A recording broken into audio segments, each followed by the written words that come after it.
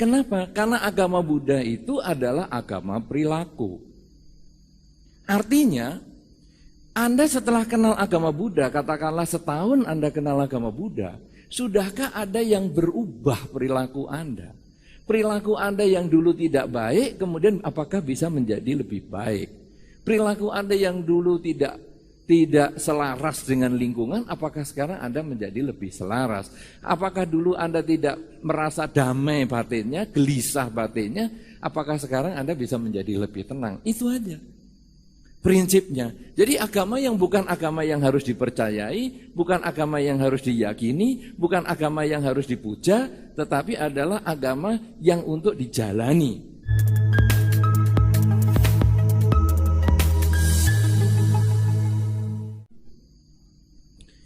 Bahwa sesungguhnya kalau seseorang menjadi umat Buddha, maka dia bukan berarti harus meninggalkan tradisi tempat dia tumbuh besar.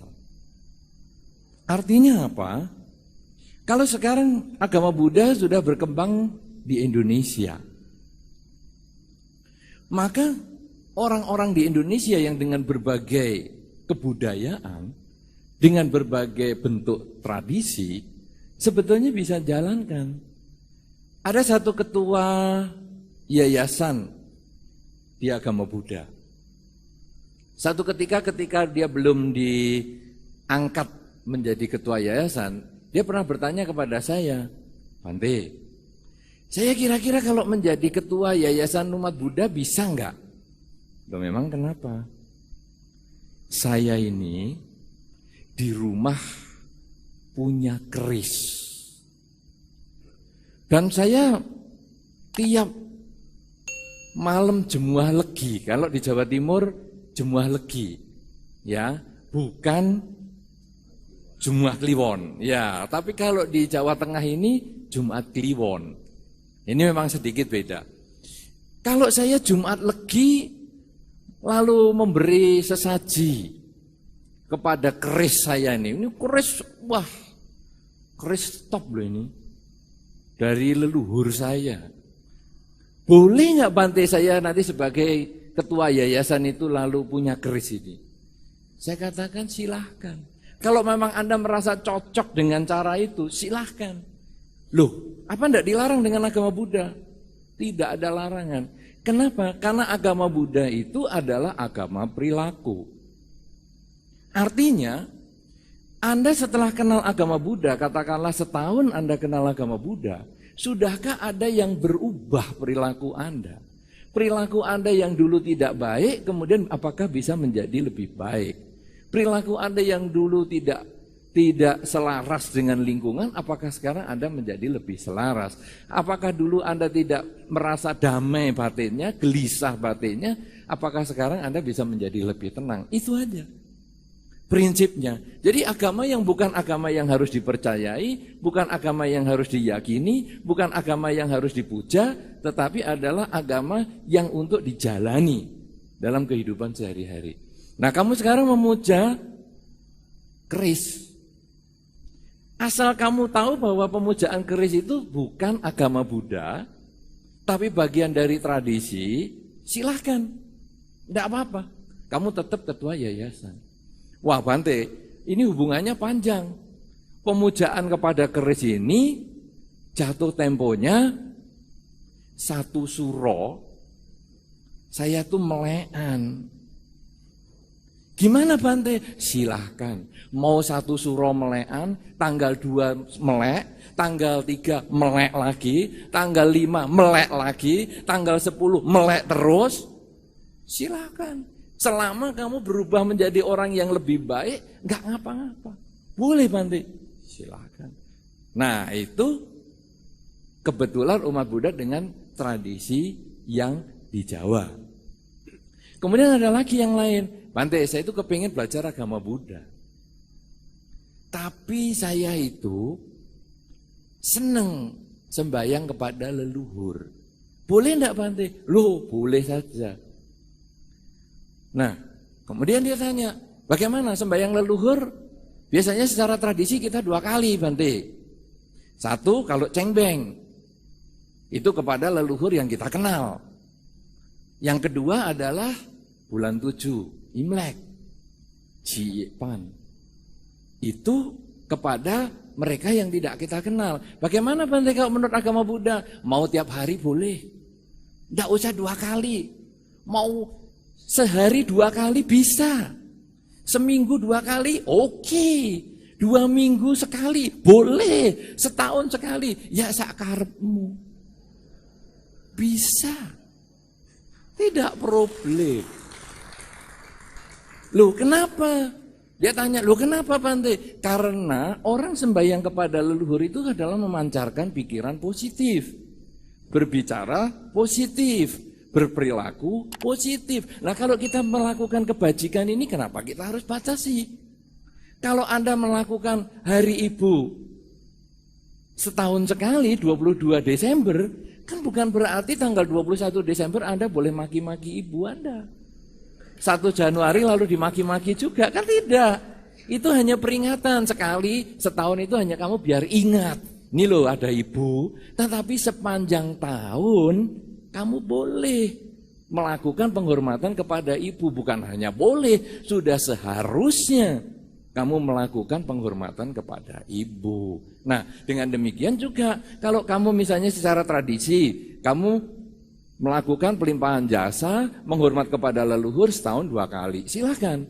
Tetapi kalau kamu mau tiap hari, boleh. Bahkan biasanya kalau para umat Buddha datang ke wihara kemudian mempersembahkan dana makan misalnya, atau berbuat baik apa saja misalnya, bahkan membaca parita sekalipun di rumah, bermeditasi sekalipun di rumah, kemudian melakukan pelimpahan jasa, itu pun bisa. Semoga dengan kebajikan yang saya lakukan ini akan membuahkan kebahagiaan kepada para leluhur. Semoga leluhur berbahagia, semoga semua makhluk berbahagia. Karena kita tidak akan pernah ada di dunia ini kalau tidak ada leluhur.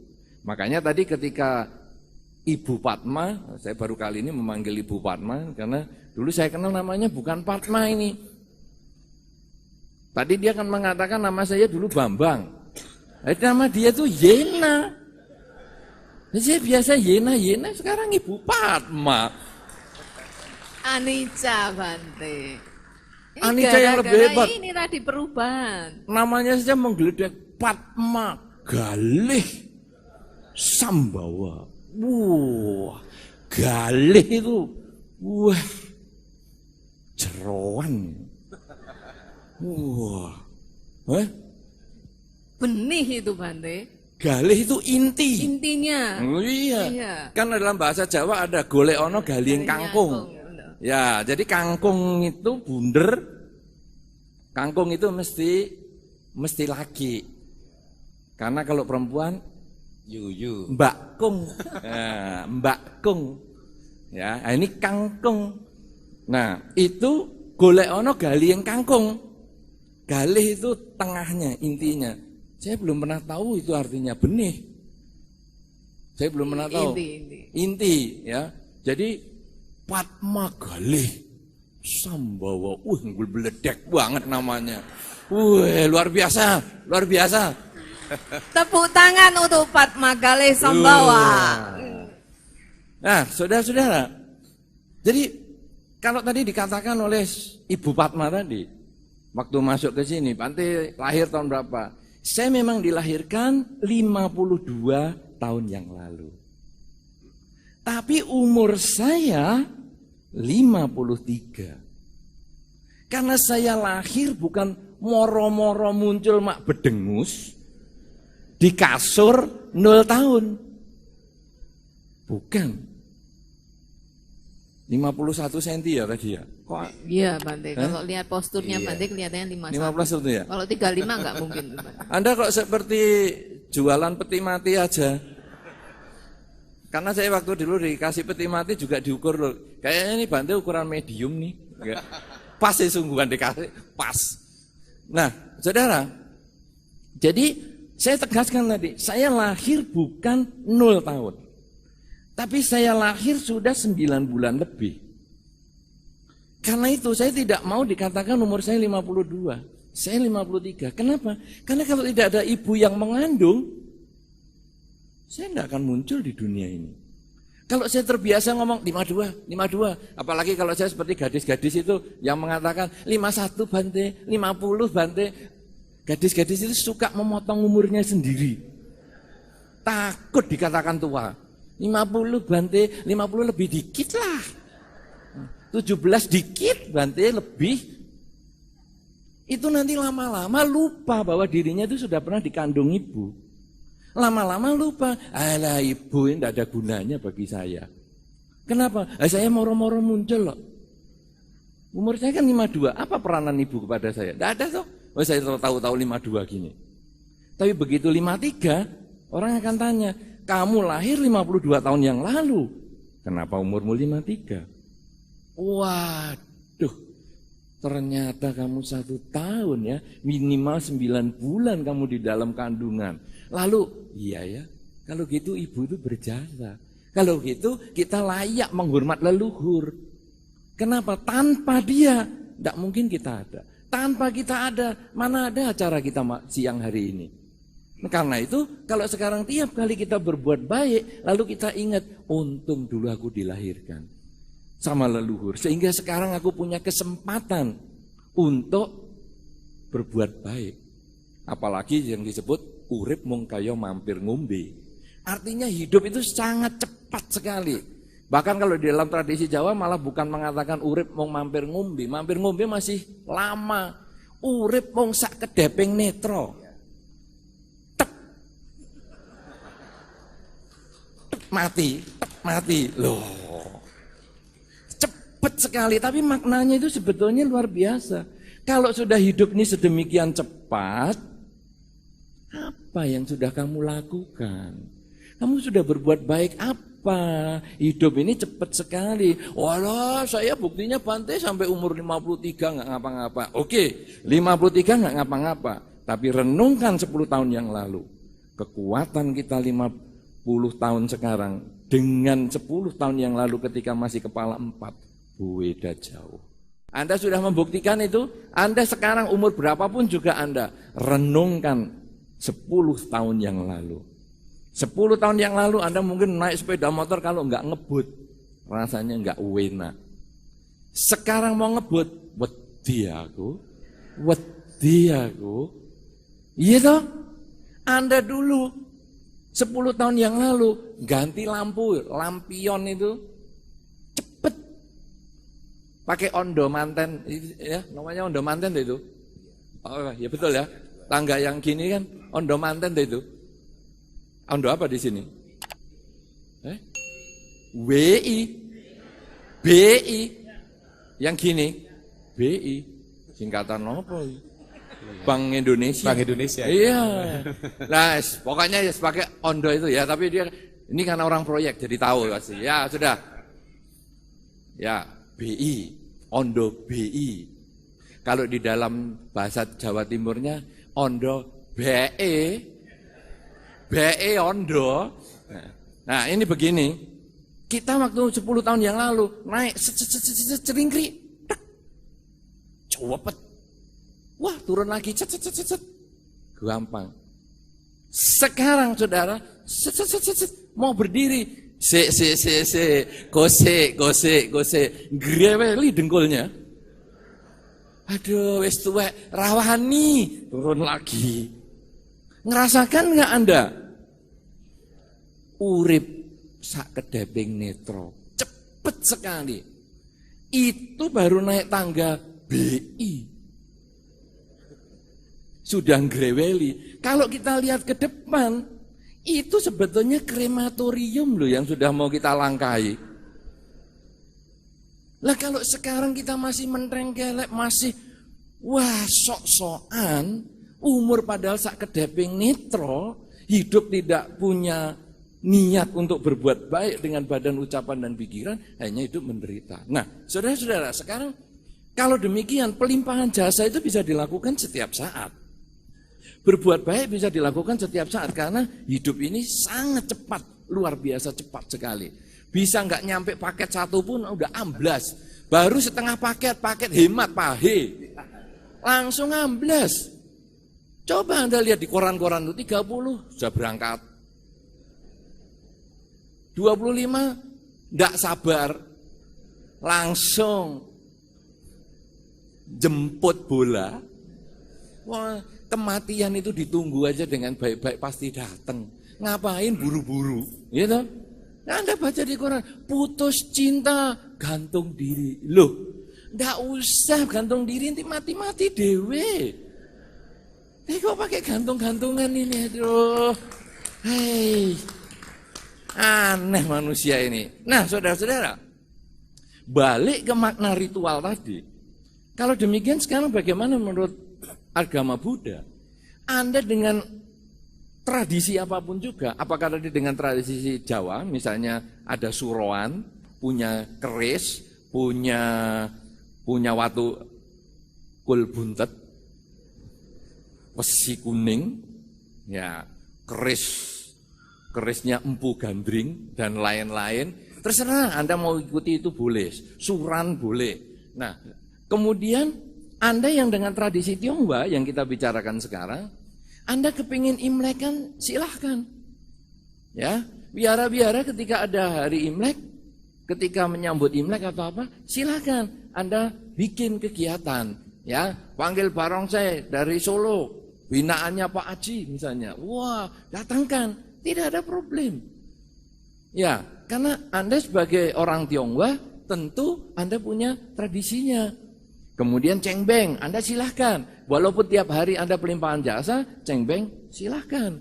Kemudian Anda tetap pelimpahan jasa, jiepan, ikuti. Kemudian nanti sampai akhir tahun ada sembahyang ronde, ya bagi-bagi dong ke wihara. Sembahyang ronde cuma di rumah aja. Lo wihara cuma, Bante tadi malam kita sembahyang ronde. Lah endi rondene?